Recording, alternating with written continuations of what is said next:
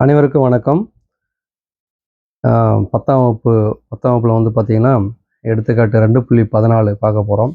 தீர்க்க அப்படின்னு சொல்லிட்டு ஒரு கணக்கு கொடுத்துருக்காங்க. அது பார்த்தீங்கன்னா, மட்டுன்ற ஒரு கணக்கு இது. மட்டு கணக்கு ஸ்கூலில் நடத்தியிருப்பாங்க டீச்சர்ஸ்லாம். அந்த மட்டில் வந்துட்டு அவங்க பேசிக் உங்களுக்கு எக்ஸ்பிளைன் பண்ணும்போது உங்களுக்கு ரொம்ப குழப்பமாக இருந்திருக்கும். ஆமாம் தானே? ஸோ வந்துட்டு நம்ம பேசிக்லாம் இல்லாமல் டக்குன்னு அப்படியே ஆன்சர் எப்படி பேசிக் அப்படிலாம் இல்லை, ஸ்கூலில் சொல்லி கொடுத்துருப்பாங்க பேசிக் எல்லாமே. இது வந்து டக்குன்னு எப்படி நம்ம ஆன்சர் பண்ண முடியும் அப்படின்னு நம்ம வந்து ஞாபகம் வச்சுக்கிறதுக்காக ஒரு ஈஸி ஐடியா நம்ம சொல்கிறோம். அப்போ வந்து ஸ்டெப் பை ஸ்டெப்பாக கொஞ்சம் சொல்கிறேன். கொஞ்சம் டைம் எடுத்துக்கும். ஆனால் உங்களுக்கு புரிஞ்சிடும். ஓகேவா? கவனிக்கிறீங்களா? Okay, super. இப்போ என்ன செய்ய போகிறோம்னா, இங்கே கொடுத்துருக்கத அப்படியே எடுத்து எழுதலாம். 8x சர்வ சமம் 1 மட்டு 11 அப்படின்னு கொடுத்துருக்காங்க.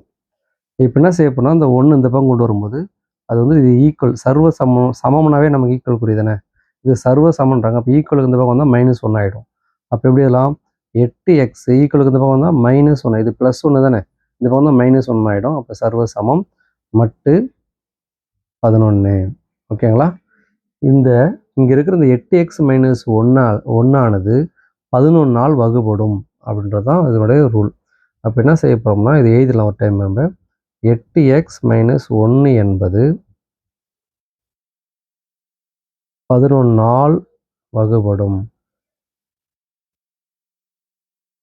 இதை நம்ம எழுதிடணும். ஓகேவா? எழுதிட்டு இப்போ நம்ம என்ன செய்ய போகிறோம்னா, எக்ஸுக்கு வேல்யூ கொடுக்க போகிறோம். எக்ஸுக்கு ஃபஸ்ட்டு நம்ம 1 கொடுங்க. 1 கொடுத்தா என்ன வரும்? 1 8 8. 8ல் 1 போச்சுன்னா எவ்வளோ வரும்? நமக்கு 7. 7 11ஆல் வகுக்க முடியுமா? வகுக்க முடியாது. அப்போ எக்ஸுக்கு 2 கொடுங்க. 2 8 16. இதை நான் வந்து உங்களுக்கு போட்டே காமிச்சிடுறேன். ஸோ எக்ஸ் ஈக்குவல் டு 1ன்னு கொடுக்கலாமா? 1ன்னு கொடுக்கும்போது 8 × 1 - 1. ஸோ நமக்கு என்ன வரும் பார்த்தீங்கன்னா,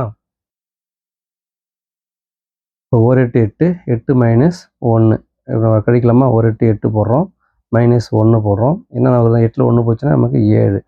7 வச்சு நம்ம 11ஆல் வகுக்க முடியாது. அதனால் நம்ம என்ன செய்ய போகிறோம்னா, அப்போ இந்த எக்ஸுக்கு வேறு வேல்யூ கொடுக்க போகிறோம். அப்போ என்ன வரும் பாருங்க, எக்ஸ் ஈக்குவல் 2 கொடுத்து பாருங்கள். X equal 2. 8 × 2 -1. 2 8 16 -1 equal to 15. 15ஐயும் நம்ம வந்து 11ஆல் வகுக்க முடியாது. அப்போ எக்ஸ் ஈக்குவல் டு 3 கொடுங்க. 8 × 3 -1. 3 24 -1 ஈக்குவல் டு 23. 23 நம்ம வச்சு என்ன பண்ண முடியாது? 11ஆல் வகுக்க முடியாது. எக்ஸ் ஈக்குவல் டு 4 கொடுங்க. 8 × 4 -1 ஈக்குவல் டு என்ன வரும் நமக்கு? ஹலோ, ஒரு நிமிஷம் வந்துடும். சாரி ஸ்டூடெண்ட், இங்கே ஒரு இது. இப்போ என்ன வரும் நமக்கு? 4 8 1 8 8 2 8 4 3 21 3 24 4 32. ஸோ 32 - 1 ஈக்குவல் டு என்ன வரும் நமக்கு? 31. 31 கொண்டு நம்ம என்ன பண்ண முடியாது? 11ஆல் வகுக்க முடியாது. அப்போ எக்ஸ் ஈக்குவல் டு 5. இப்போ என்ன வரும் பாருங்க நமக்கு? அப்போ 8 × 5 -1 ஈக்குவல் டு 8 40 -1 ஈக்குவல் டு 39ஐயும் நம்ம 11ஆல் வகுக்க முடியாது. அப்போ எக்ஸ் ஈக்குவல் டு 6. ஓகேவா? 8 × 6 என்ன ஒரு -1. 8 40 6 8 48. 48ல் 1 போச்சு, இங்கே போடலாமா? 8 40 6 8 48 -1 ஈக்குவல் டு 47. 47ஐயும் நம்ம என்ன பண்ண முடியாது? 11ஆல் வகுக்க முடியாது. அப்போ எக்ஸ் ஈக்குவல் டு 7 எடுத்துக்கோங்க. 8 × 7 -1. 7 8 56 -1 ஈக்குவல் டு 56ல் 1 போச்சுன்னா 55. 55 கிடச்சிருச்சு. ஸோ 55ஐ கண்டிப்பாக நம்ம 11ஆல் வகுக்க முடியும். கரெக்டாக? அப்போ 11ஆல் வகுக்கக்கூடிய நமக்கு வந்துட்டு எந்த எக்ஸுக்கு எந்த வேல்யூ கொடுத்தா 11ஆல் வகுக்க முடியுது? ஸோ 7 கொடுத்தா தான் நம்ம இங்கே இருக்கிற இந்த சமன்பாட்டை நம்ம என்ன பண்ண முடியுது? வகுக்க முடியுது. அப்போ முதல் நம்பர் நம்ம என்ன எடுத்துக்கலாம்? 7 எடுத்துக்கலாம். தீர்வு 7 எடுத்து இந்த 7 கொடுத்துடலாம். இது கூட நம்ம என்ன செய்ய போகிறோம்? இந்த 11 கூட்டிக்கோங்க. அந்த 11 கூட்டினா வரக்கூடிய நம்பர் இதில் கொடுத்தோம்னா, ஸோ அங்கே அதில் வரக்கூடிய நம்ம ஆன்சர் வந்துட்டு நம்ம கண்டிப்பாக 11ஆல் வகுக்க முடியும்.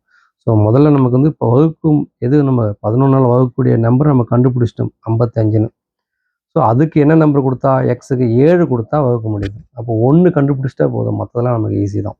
ஸோ 7 கூட நம்ம என்ன பண்ண போகிறோம்? அப்படியே 11 கூட்டிக்கோங்க. ஸோ எவ்வளோ நமக்கு? 18 வருமா?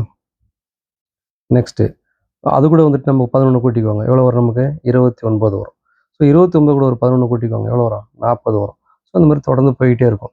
ஸோ எக்ஸோட வேல்யூ இந்த வேல்யூலாம் கொடுக்கும்போது அதை நம்மளால் 11ஆல் வகுக்க முடியும். இதுதான் தீர்வு. ஈஸியாக இருக்கா? புரிஞ்சிருக்குன்னு நம்புகிறேன். சிம்பிளாக முடிச்சிடலாம். ஸோ இது வந்து பார்த்தீங்கன்னா ஒரு 3 கணக்கு தான் இருக்குது பாடத்தில். தீர்க்க அப்படின்னு சொல்லி 3 கணக்கு இருக்குது. இது எடுத்துக்காட்டு கணக்கு. அடுத்து 2 வீடியோ நான் போடுறேன். பயிற்சி கணக்கு 2 கணக்கு பார்த்துட்டேன். அந்த 3ல் 1 கண்டிப்பாக பரீட்சைக்கு அடிக்கடி கேட்குறாங்க. Okay, thank you.